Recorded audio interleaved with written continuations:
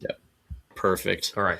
We won't include any of this. Welcome, friends. Welcome to the podcast Welcome as back. we are discussing our worst sickness stories. But if you're sick of us, too bad. We're still here. You can never get sick of us. We are I sure here hope not. to stay with you. And I'm pretty sure Keith's not sick of my questions yet, or else there may be Nah, hell to pay after keep that. them rolling. All right. Dude, it's cool. The last one you're talking about like mindset and stuff, and that's like what probably half the questions were at this real estate investing conference was just questions on mindset. It's really Really? applicable. Yeah. Okay. Nice. Well, it's a huge challenge. Like the mindset is one of the biggest challenges much everyone talks about. Oh, you got to change your mindset or mindset. And it's like the most oversaturated thing everyone talks about. It's like, okay, just give me the secret tactics. Come on, make this easier. But it's like, no, It is the you gotta most important. you gotta alter your mindset, Yeah. or else it's really hard to succeed at some of the stuff you want to do. But you'll have to check out the last episode for what we're talking about in this one. But I got some brand new questions for you. So,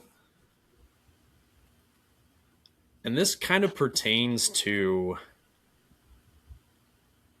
going into business with like your spouse or partner. So my question is, how do you talk about real estate investing with your spouse or partner if you want to get into real estate investing and they are either interested or you want to bring them on board? Cool. This is as easy as talking with anybody. Well, let me bring in the complexities. I'll talk about what's the same, and then I'll talk about the one thing that's different afterwards.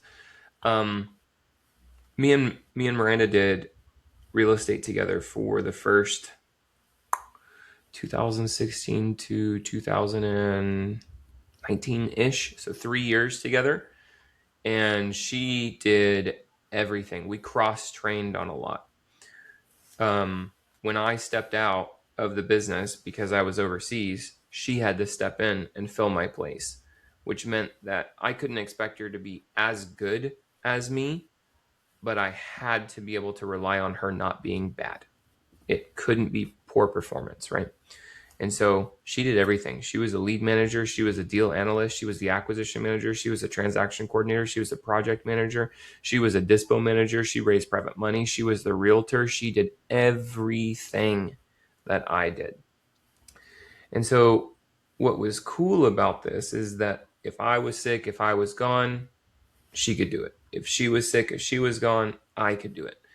And that's really applicable only during a few weeks of the year. But the rest of the time, what you really should do is split up seats, roles, and responsibilities in your business. So as I was just calling off different seats in the business, it starts with your marketing manager, then it goes to your lead manager, then deal analyst, acquisition manager, transaction coordinator, project manager, dispo manager, capital creator, and then you have like leadership and stuff like that. But that's the whole pipeline. So who's good at what? Who's good on the phones? Who's good at numbers? Those are typically going to be two different people. Sometimes it's not. I'm good at both. What are the things that I'm not good at? Well, I'm irresponsible. Therefore, who should handle the paperwork? Her. Who cares a lot about the numbers? I do. Who should review the KPIs then? Me. Who's more of a, for lack of a better term, an asshole? I am. She's super nice. So who should hold the team members accountable? Me. You need to clearly define seats, roles, responsibilities, daily duties, end of day reports, end of week reports, 90-day goals of each one of these seats, and then put a person's name on each one of those seats. Every single stage in your business needs to have a seat, and every single person needs to have their name assigned to a seat. And in the beginning, especially if there's just two of you, then your name's going to be in a lot of different seats, right? You're wearing multiple hats, as the saying goes. That being said, you can't be slacking, right? You should do the things that are that come a little bit more naturally inclined to you. And so that's what's the same, whether it's your spouse or a business partner or a joint venture or an employee, a team member, 1099, I don't really care. Find that person's strengths and your weaknesses, and split the seats by strengths and weaknesses. Now, there's one thing that's really, really important that you do with your spouse, because it's your spouse, and that is marriage always comes before business. Marriage always comes before business.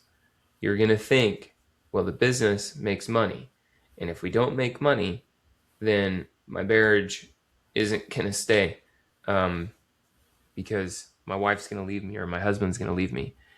And for me, I know that that's false, actually, because I've bankrupted us twice. Not literally, we didn't actually declare bankruptcy, but we were flat broke. Like legit, electricity got shut off 2 times in our marriage, 2 different seasons of our life. So I know she's not going to leave me even when we're broke. Why? Because our marriage is built on more than just money. And I encourage you to build your. That was meant to be a joke, but I actually am fairly serious about this.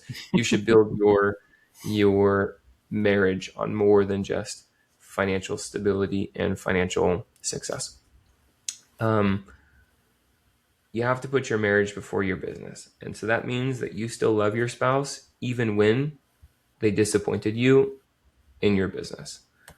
That means that you're still taking time to honor your marriage, to fulfill your wife's love language, even when business is strapped, things are stressful, you really have the pressure cranked up.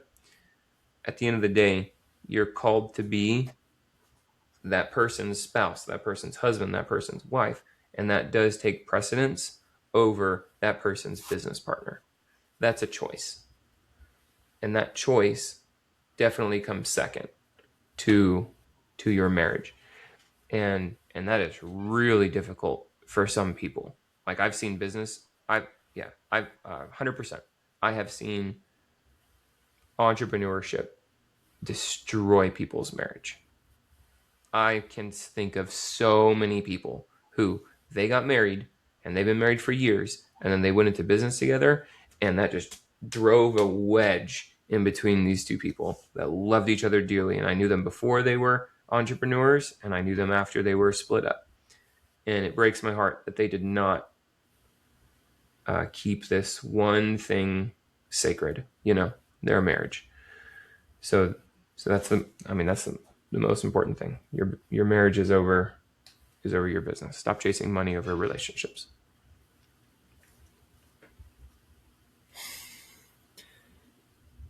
With that being said, about the whole destruction of the marriage, how would you approach the conversation of, getting with your spouse and saying, how do we get our visions aligned on this topic? And what are the risks that we be willing to take Mm. and not take? How would you approach that conversation in your marriage? Because, everyone from their grandma to their pet dog love to spout the word, you got to communicate with your spouse. Mm-hmm. Communication is the most important thing in a marriage Yep. relationship, yada, yada, yada. So, how would you approach the conversation or at least get it started in that direction? Well, as usual, in a Keith-like fashion, I have a system for everything, and I actually have a system for that. You Um, hand your wife an SOP document? it doesn't feel like an SOP, but it is an SOP. Okay. And so, if anybody, I'm being 100% serious, if anybody is in this place, I have a goal setting seminar, and I will give it to you for free. I've actually had like 850, roughly 850, maybe I'm up to 900 people, couples, I should say, finish this goal setting seminar. And it can be done in one day. It's meant to be done over 2 days. Sometimes it takes 3 days.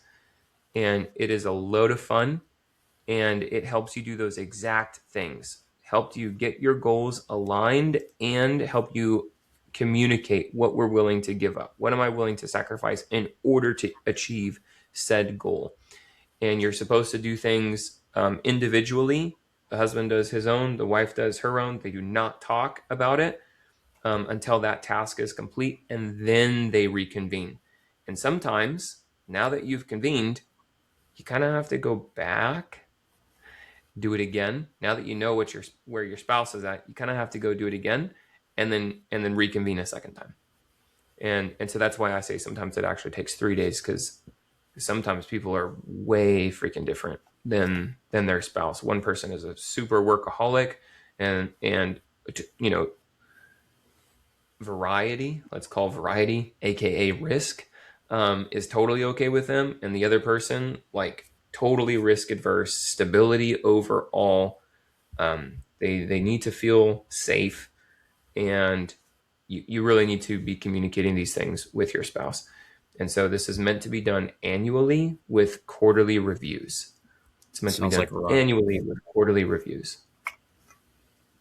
Yeah, it's really good. And by the way, not to like beat my chest over this, but I created this after doing several workshops with Tony Robbins, Dean Graziosi, and Rock Thomas, which arguably are some of the three biggest names when it comes to goals and mindset and relationships and communication. Tony These, Robbins I for mean, sure. yeah, these three are some really heavy hitters. Those are big players. And so after several years, it took me about 5 years of, paying these folks to help me, where I learned the principles in order to create my own goal setting seminar that is just absolutely fantastic. And you don't have to pay $50,000 for it like I did. You can get it for free. I'll give it to you. There you go. We can put a link, I think, in the show notes, taking you directly to our goal setting seminar. Yep, I'll make sure it's in there somewhere. Cool. But with Thanks, that man. being said, that nicely segues into my next question I have for you. What All right. books, mentors, or communities actually move the needle for you the most early on in your career? Now, obviously, the sole exception is REI Automated because we are the best Yes. that ever did live. But let's just say you know they want to dip their toes in what books or Yep. mentorships or communities that really helped you in your journey that other people Well, can glean I from. those three that I just mentioned were revolutionary to me. Again, that's Rock Thomas. He's a co-founder of GoBundance. He owns M1. Dean Graziosi. He's kind of taking over for Tony Robbins, as Tony Robbins gets a little bit older and he's having these voice issues with his speaking. Those two are power players and have been just absolutely transformational in my life. To include some of Tony Robbins' mentors, like Jim Rohn, for example. So there's a whole slew of books that I could point you to, but the one that just really started me on my entrepreneurial journey is lovingly called The Purple Bible. It's Rich Dad Poor Dad by Robert Kiyosaki. If you haven't read that, you have to read that. Um, Getting a little bit more woo woo, if you will, would be like The Magic of Thinking Big, um, Good to Great. I think that's done by Jim Collins. Seven Habits of Highly Effective People. I think that's by Stephen Covey. Begin Start with Why. I think that's Simon Sinek. Yep, I Nick. love John Mac uh, John Maxwell. Max Maxwell is a real estate investor. John Maxwell. Um, he has so many good leadership books. 360-degree leadership is probably my favorite one. EOS, or excuse me, the book's name is Traction by Gino Wickman. He teaches the entrepreneur operating system, EOS. Dude, if anybody reads all of those books, and you want more books, I literally could open up my Audible right now and just sit here and scroll. I've got a little bit more than 1,000 books in my library. And I have a physical library. Now, I have a whole loft dedicated to my library, Ooh, with a, nice. a cool You gotta little make reading that your nook and background. everything. Might have to make that I your know, background. right? My bookshelf doesn't look good. It's all like old and warped because there's too many books. I Ah, regularly give books away, yep. Right, and I need right to. behind you, a corner shelf, and then the REI Hey, automated that's not stuff, a and bad then everything idea. else behind it. That's not a bad idea. I don't know. Yeah, right behind your head there. I think that would look really good. I have a lot of books. I love reading books. I think it's important. My mentor teaches to read 8 pages daily. And I would agree. Physical book. Me and Miranda, we wake up every single morning, and the very first thing that we do is read together. And so, eight Nice. pages you should read, in my opinion, first thing in the morning and or last thing before you lay your head to bed at night.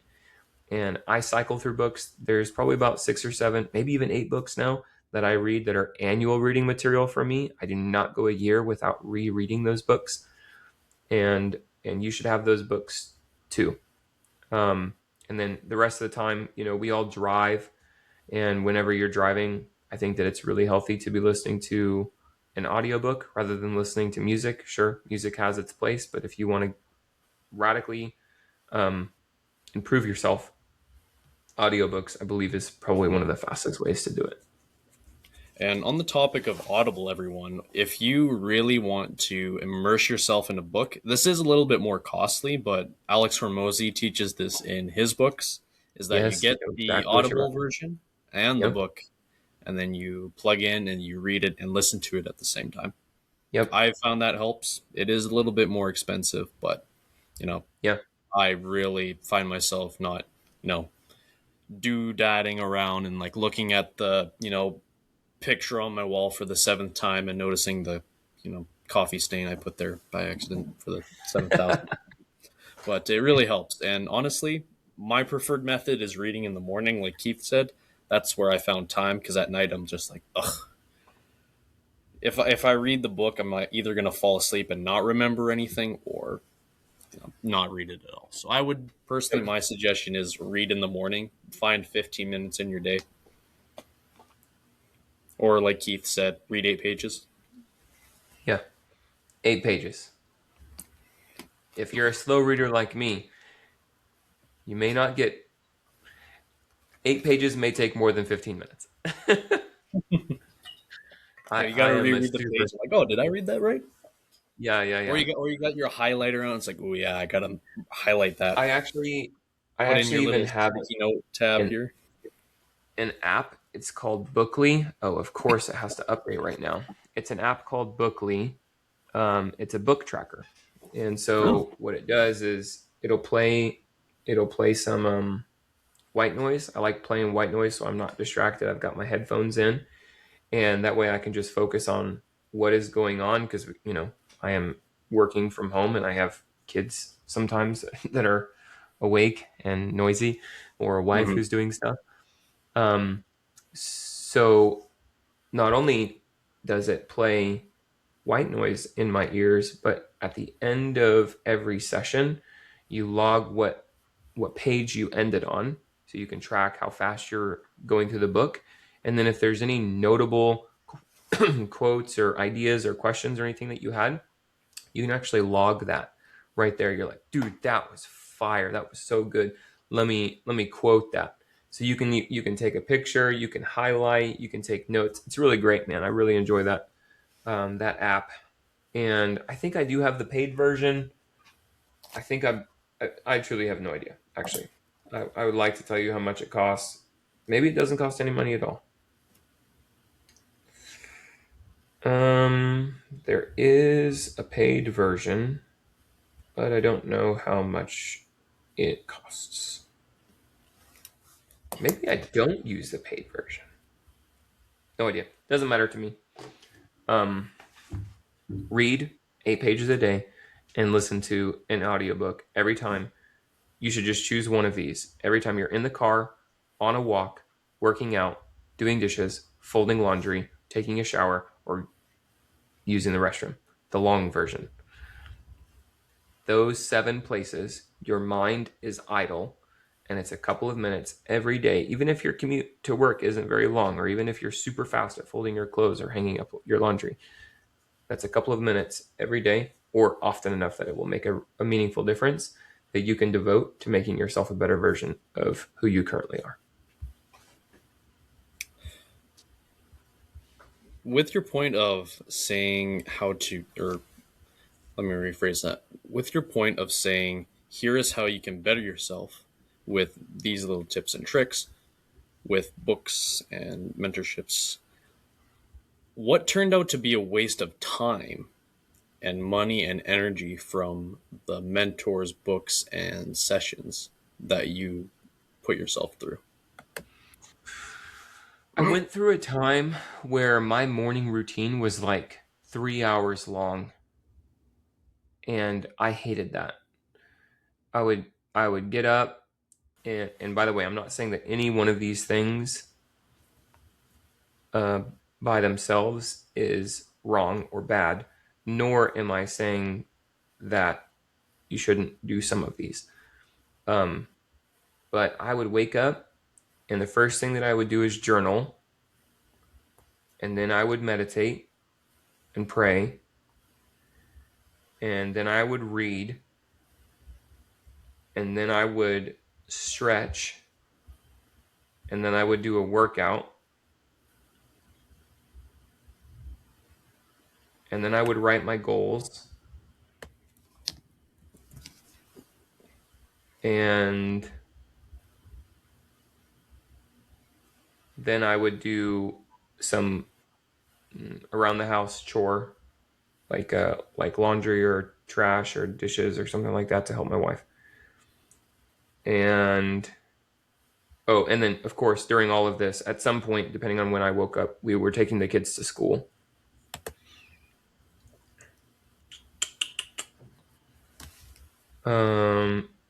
And then I would have a team meeting.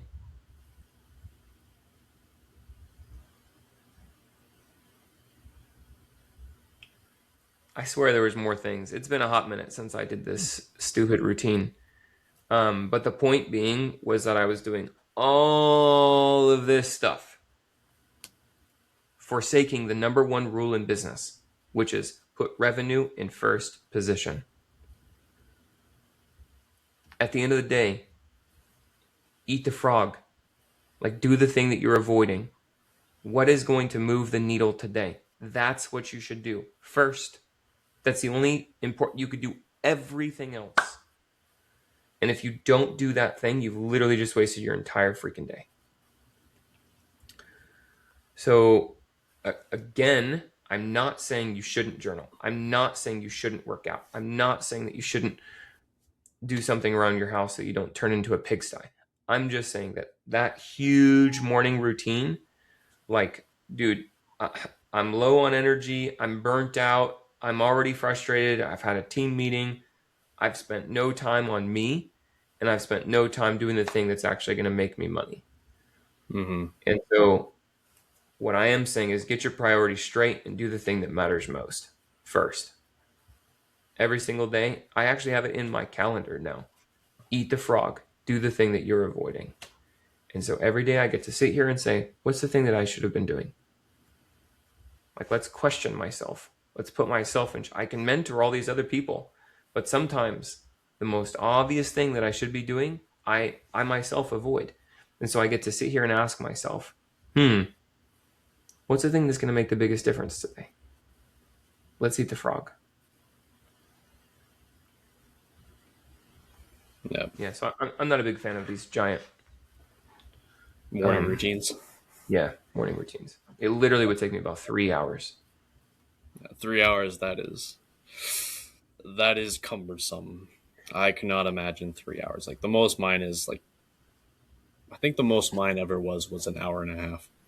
But I was like, nah, I need to shorten this to half an hour.